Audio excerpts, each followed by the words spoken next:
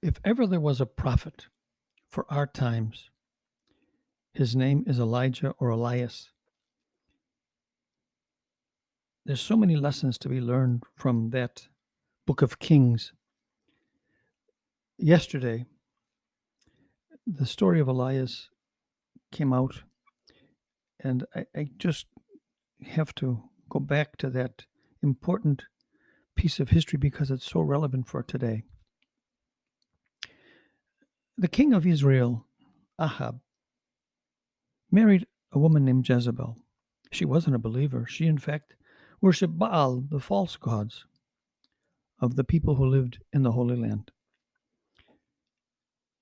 And she influenced her husband to take a vineyard, to kill the owner, to eventually allow the worship of Baal and to replace the worship of God, the true and living God, our God, the God of Israel. And there was one prophet who stood up to the political establishment of that day. Reminds me of the two police officers who refused to kneel. They said, "We worship only God." If only we as Christians would worship only God, our life would be much more difficult, but much more peaceful inside.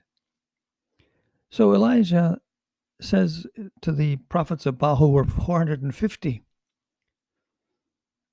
he called the people to himself. And he said, let's have a little contest. You worship your God, you set up a sacrifice, give us a bull, and you put it on your altar, and you ask your God to take up the sacrifice with fire. And we will do the same. I will do this. I'm only one, so you go first. So they built an altar. They cut the bull up and put the parts on the wood, and they called all day long till noontime, and then they started slashing themselves and bleeding, and Elias taunted them, saying, maybe he's asleep, maybe he's out meditating. Call that God of yours. And the Bible says they called, but no one was listening. False gods never answer prayers. Oh, they do a lot of destruction because the demons are the ones who work the destruction. But to fulfill prayers, impossible, because they don't exist.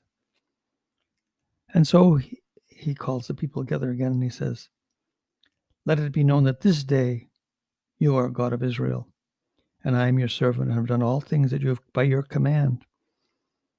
Answer me, Lord, that this people may know that you are Lord, and that you have brought them back to their senses. Isn't this the truth of our country today? We've lost all of our common sense because we've lost our God.